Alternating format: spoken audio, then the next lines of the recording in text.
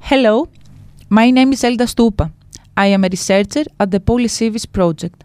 Welcome to the PolyCIVIS podcast series of CIVIS.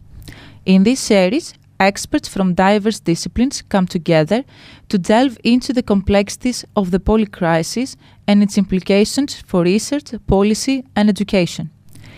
In this episode, we will be talking with Christian Möllmann, CIVIS Global Partnerships Officer, Coordinator for African University Partnerships at the University of Tübingen, and Weyembergh, Full Professor at the Université Libre de Bruxelles and Vice-Rector for External Relations and Cooperation, and Emílio Tostão, Associate Professor and Scientific Director at Eduardo Mondlane University of Mozambique, to discuss the collaboration between CIVIS and PolyCIVIS, the Euro-African approach, upcoming steps, and the broader vision of the alliance. Faith Mabera, Postdoctoral Research Fellow at the University of the Witwatersrand, Johannesburg, will conduct this interview. Dear professors, dear Faith, the floor is yours. Elda, thank you very much for the introduction to our distinguished professors, Anne, Emílio, Christian. It's a pleasure to have you here, and I'm really excited about the conversation that we're going to have to explore this interesting topic together. So in diving right to the first question, and here we are going to discuss the notion of integrating African perspectives. Why is it so important to include African voices and institutions in the CIVIS Alliance? And how does this represent a meaningful shift in the landscape of international higher education? Anne, maybe you go first. Thank you, Faith, for these important questions. Well, from the very beginning of the CIVIS Alliance, the idea of working closely with African partners has been central to our vision. So this wasn't just an afterthought, it was there from the very outset. Now, why? Well, because Europe and Africa share not only a common history, but a deeply interconnected present and future. What happens on one continent inevitably affects the other. So when there is a crisis in Europe, it is felt in Africa and reverse. So this is why our collaboration goes beyond, I would say, symbolic gestures. We are really, we think, and that's the ambition, opening a new chapter in higher education, one built on strong and deep cooperation, co-creation, and also, of course, consequently also mutual growth. Our goal is, for instance, to multiply and facilitate joint education programs with short-term education program, like blended intensive program, for instance, but also longer-term joint master degrees, for instance. So we want really students and academics from both continents to learn from each other, to work together, and to innovate together as well. Emílio, your thoughts on this? Thank you once again for inviting to this very important conversation, and building on what Anne said, we welcome really the fact that the European Union is now advocating for closer cooperation and mutual understanding with African countries as part of a very evolving, important geopolitical dynamics. We see this as an ongoing and needed important process of decolonization, and it's really in stark contrast with the approach adopted during colonization times in recent past. So for us, CIVIS, it's an European led initiative that brings up European and African universities as strategic partners into a very dynamic, multicultural, multilinguistic, multidisciplinary partnerships through a constellation of hubs blended intensive programs, collaborative online international learning, open labs, which brings civil society from outside academics, the CIVIS days, the staff weeks, the steering committee of rectors, and all functional supporting staff in a very collective and dynamic environment, linking really African and European universities. And more importantly, I have to emphasize that there's a big emphasis on human dimension. There's big emphasis also in equity and co-creation, and so that adds value and differentiate this initiative from all others that I've seen so far. Thank you. Thank you, Emílio. Christian? Yes, let me bring in the policy dimension.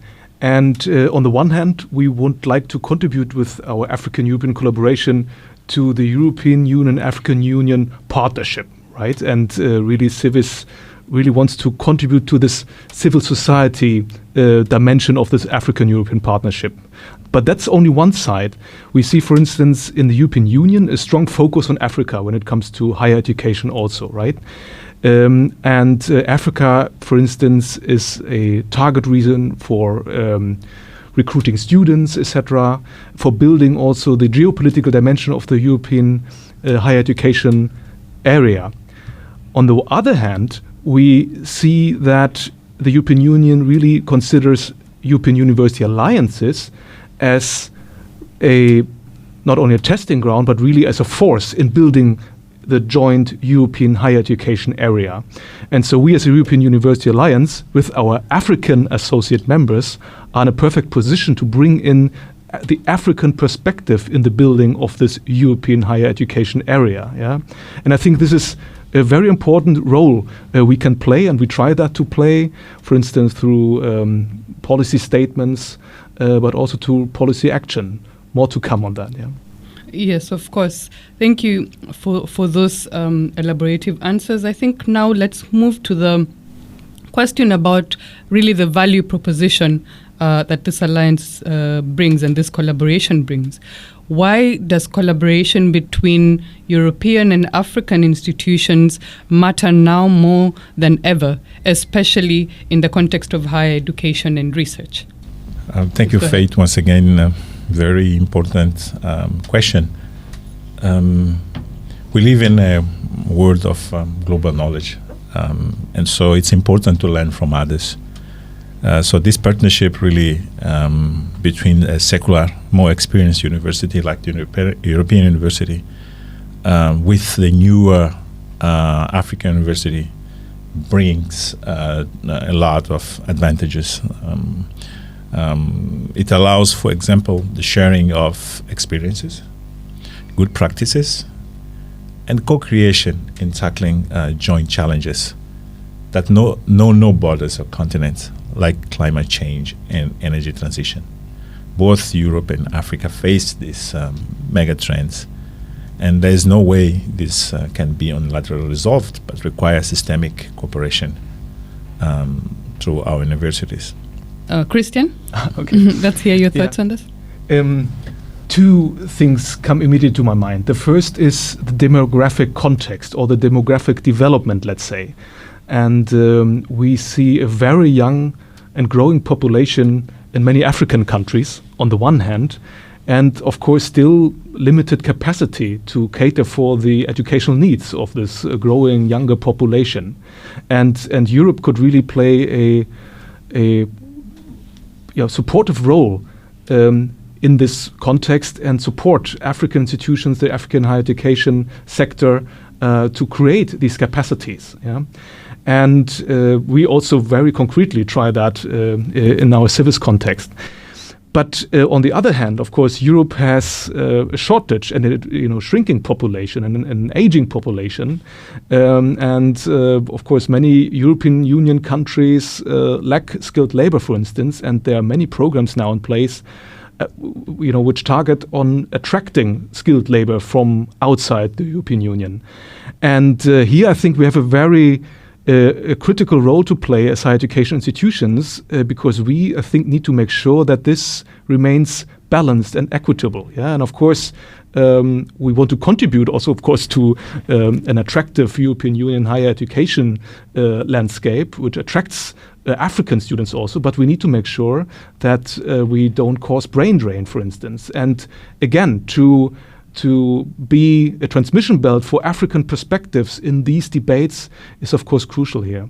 And you also mentioned research, and that's, of course, another important topic.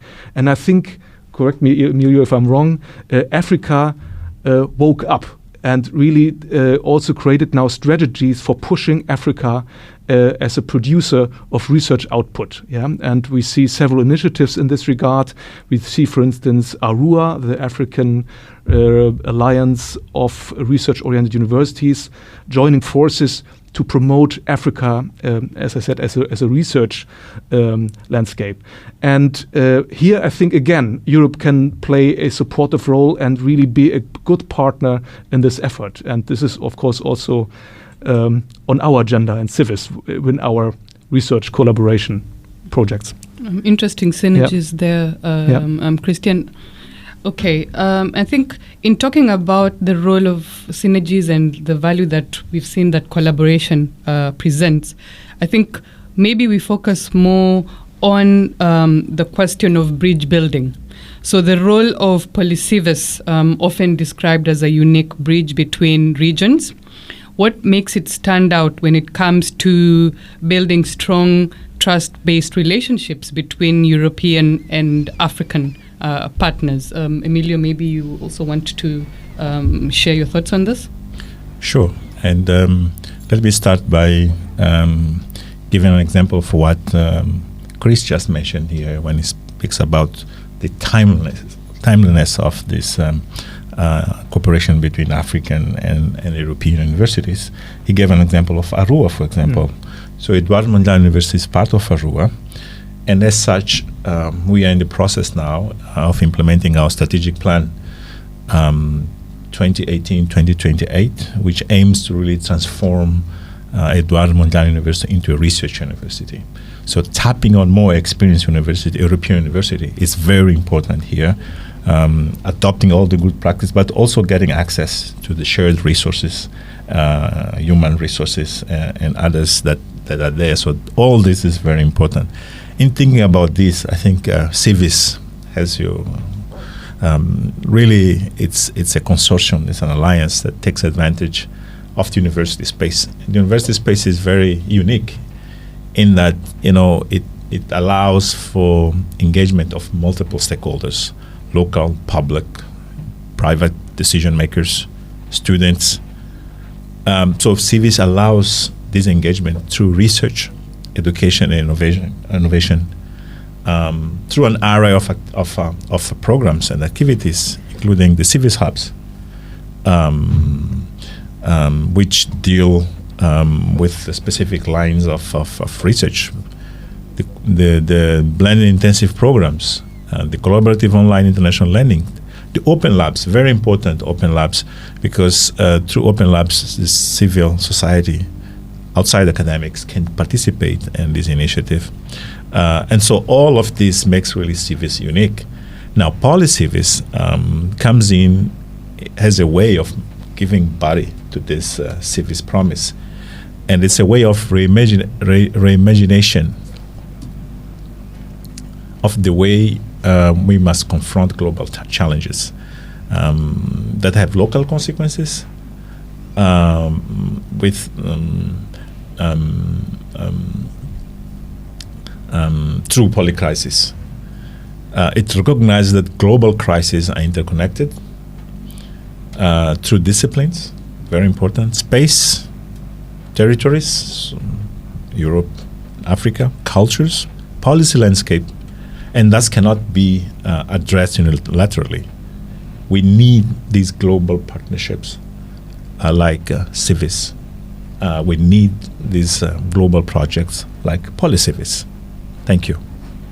Anne, your thoughts on the connections and bridge building? Yes, thank you, Faith.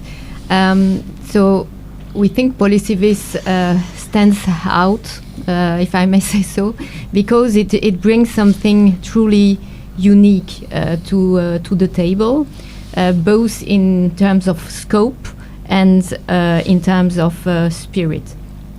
So first of all, it's a project with, well, real geographical depth. So there are 21 partners coming from 21 countries, spanning Europe and Africa. That's, of course, a wide and diverse range of cultural, linguistic, and academic traditions. And it reflects at least part of the richness of both continents. But of course, also it reflects well, the complexity of building such ambitious collaborations.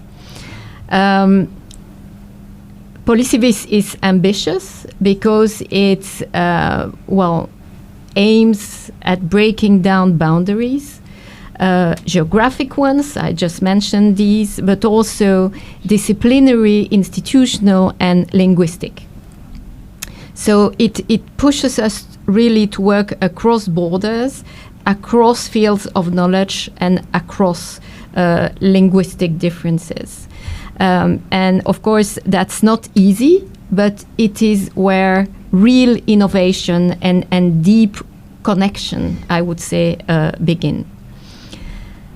The topic at the heart of the project is polycrisis. We already mentioned this. So this concept is or has a powerful unifying or approximating force.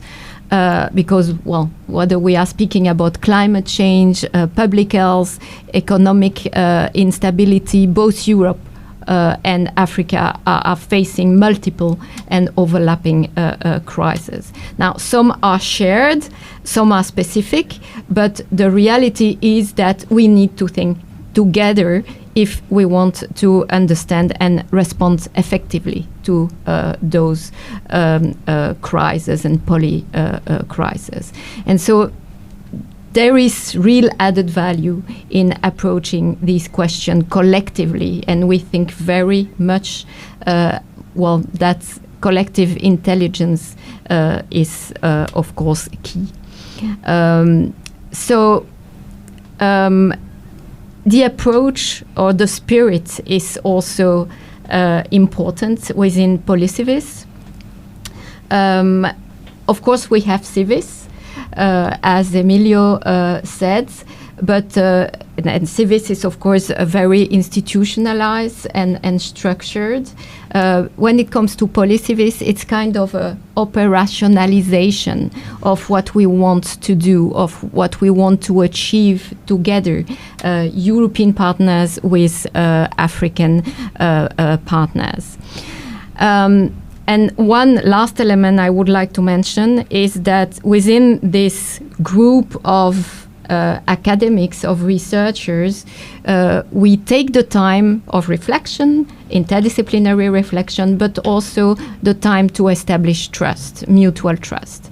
And so within our discussions, through our discussions, sometimes we, of course, tackle, I would say, sensitive topics relate to our history. And, well, these discussions are possible, frank discussions are possible because, or thanks, to this climate of mutual trust. Thank you. Christian, your thoughts on this? One factor which has not been mentioned, but because Anne and Emílio are so, immersed in the work of PolyCIVIS that they didn't mention this. But for me, PolyCIVIS is really an example for an equitable or even transformative partnership between European and African partners. And maybe that also contributes to this trust-based collaboration and to a strong collaboration. Consider, for instance, the funding. Yeah? The funding is mostly spent at the African institutions for supporting postdoc positions there. The African partners and European partners are sitting together in all the committees and make decisions jointly. The agenda of PolyCIVIS has been jointly created, so I think this is really an example and a model for an equitable partnership from which other projects with African European partners can learn. Thank you for that. And it's interesting that also the other theme that really ties and brings all this together is centering students in all of this. And in saying that, from your experience, how are students both in Europe and Africa benefiting from these exchanges? How is it shaping them academically, personally, professionally? And what role does it play in cross-disciplinary teaching, play in all of this, essentially? Yes, maybe I can start. If you ask how are students benefiting from these exchanges, my first answer would be too little still, because we try our best in making mobilities and exchanges for students possible, but we are facing currently, let's face it, constraints when it comes to funding those mobilities. And we would like to do much more, but currently we lack the financial means, but also other resources for that. But we are getting there, and we do our best as an alliance to really extend the opportunities of students in Africa, but also in Europe, to engage mutually and jointly in the CIVIS office and also the PolyCIVIS office. But having said that, of course, we are already doing joint educational offers and invite both African and European students to these. And the feedback we receive on those is great, and our African European students really love it to learn and study together. For them, and this is what a recent survey we did on the blended intensive programs shows, they really appreciate this mutual learning space and the horizon widening perspectives they gain through this. So the survey really was an eye-opener also for all of us, that it's really worth the effort we put into this, and it's really also worth extending the mobility possibilities. Although, of course, also let's face it, we will rely on online learning and online collaboration also in the future. Anne, your thoughts on the student experience? Yeah, but before Anne, maybe I can come in and say I couldn't agree more with Chris. But when he's saying we're doing too little, I want just to put that this too little is still meaningful. And let me put then the human face on what's going on by providing a few examples. And as we speak, really, now, Zambuja Olasande, a student from Marine Sciences School from Eduardo Mondlane University in Mozambique, is attending a blended intensive program on Africa trade and investment relations. How many students would like that? Again, it's too little, but it's meaningful. And hopefully we can have more resources, as Chris suggested, to have more of Zambujas or Salan attending these blended intensive programs. But not only that, the students also have the opportunity to participate in Staff Week. We just had the Staff Week in Sweden recently, and we had a student from Mozambique. So that's valuable, the experience, what she brings and shares with peers. It's a lot. And also, one more example, if you allow me, a recent call on policy papers for polycrisis. A few submissions were also done by students, so in terms of submitting abstracts. So this is just to say that these exchanges are really empowering students. I mentioned the example of short-term mobilities, but we also have long-term mobilities to University of Universidade Libre de Bruxelles, for example. I said in Portuguese, but ULB. And again, bringing some Portuguese here shows how multilinguistic we are. Apologies for that, but it's University ULB in Brussels. So we have planned long-term mobilities in addition to these short-term mobilities, so that students can be part of this transformative coalition or alliance that is PolyCIVIS, and also be prepared for the future. Thank you. Thank you for that demonstrable example, building on mobility, exchanges, training. And maybe yes, something I to agree. add? I agree, of course, both with Christian and Emílio. Well, too little, and we should do more, much more. But I agree completely with what Emílio just said. So exchanges are truly transformative. And well, this word isn't to be used lightly. So first, academically, students gain access to new perspectives, new methodology, and knowledge, new knowledge rooted in different contexts. So a European student, for instance, studying public health might gain a whole new understanding when he or she is exposed to African-led research on epidemiology or community-based care. And we can, of course, multiply such examples. The impacts of such exchanges, of course, go far beyond the classroom. Personally, so these exchanges push students out of their comfort zones. So they are not just visiting another country, another university. They are living in a different culture, listening to other ways of thinking, often questioning their own assumptions. And this is key, of course. It brings them to openness. And so it builds confidence, empathy, resilience. Confidence, we come back to trust and mutual trust at a, I would say, higher level or broader level. So it teaches students how to navigate complexity, how to adapt. And, well, adaptation in our world, in our future world as well, will be key. It helped them also learning to communicate and connect with people who see the world differently. Last point, professionally.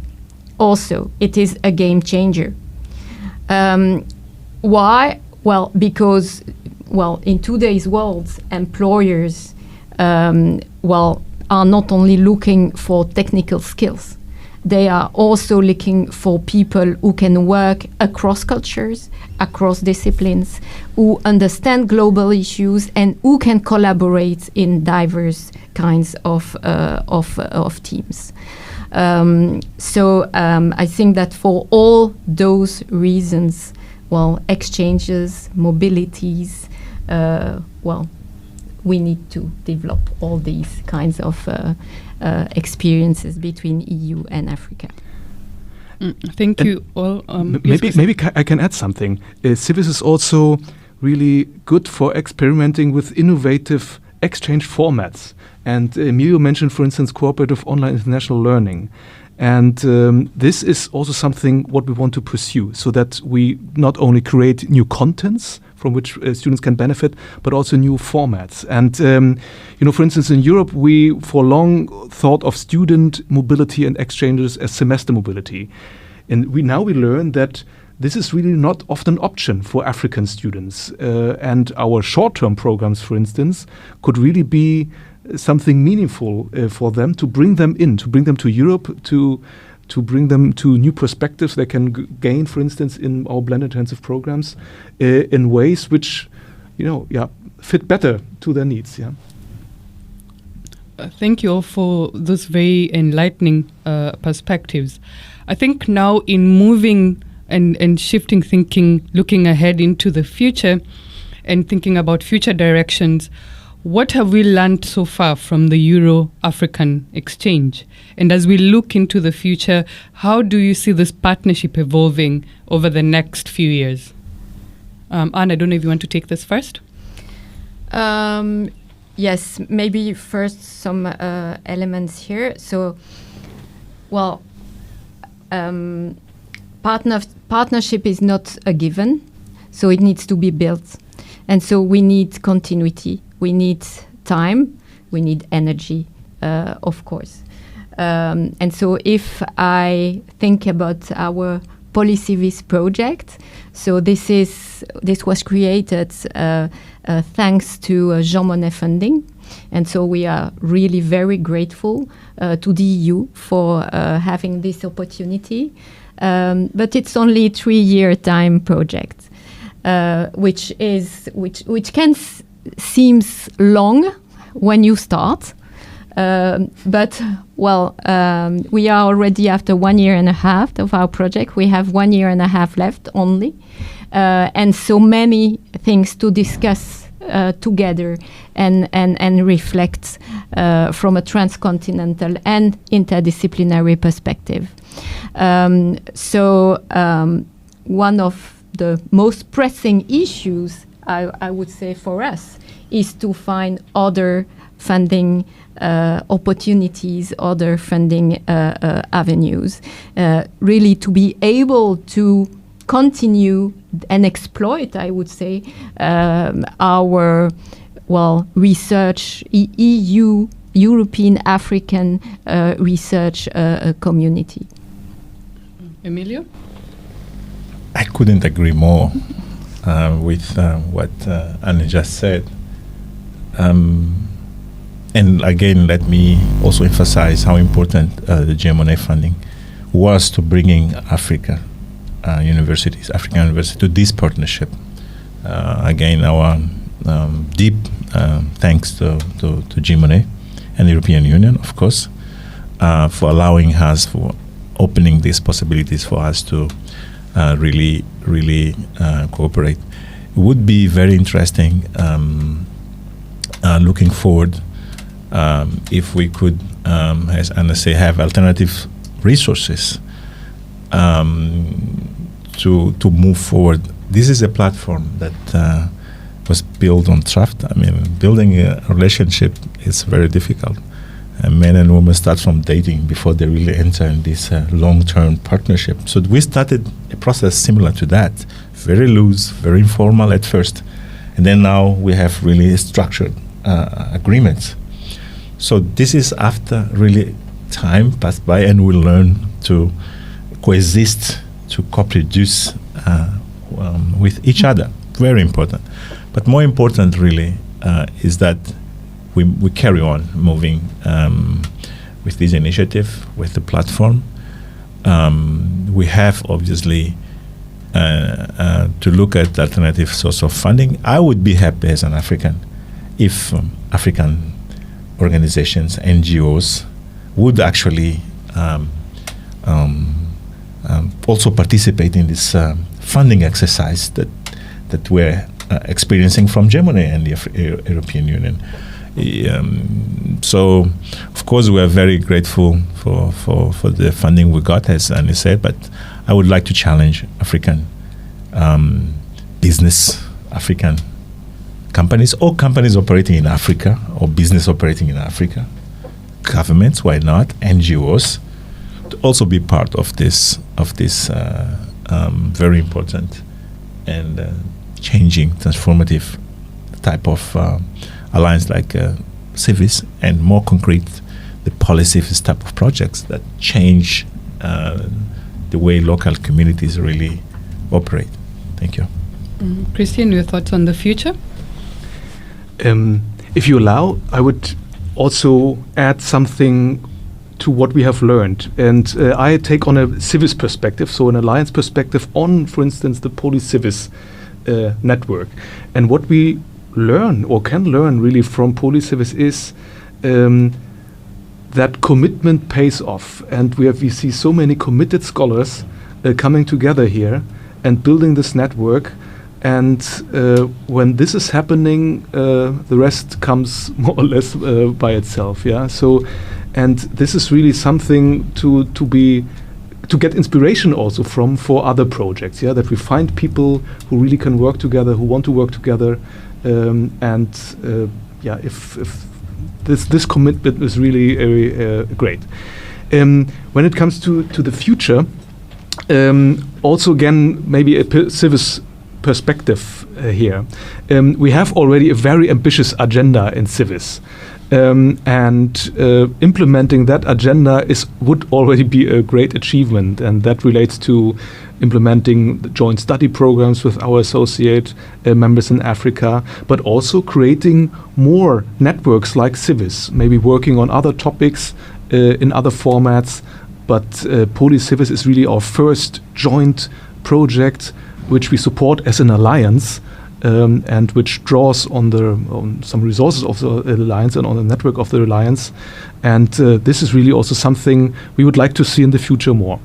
And maybe a last perspective or outlook to the future is I'm very confident that we will succeed because we promised each other last year that we are here for the long term. And our back then African strategic partners became associate members, and that was really an explicit commitment that we want to collaborate beyond a project phase, beyond the duration of a memorandum of understanding, etc.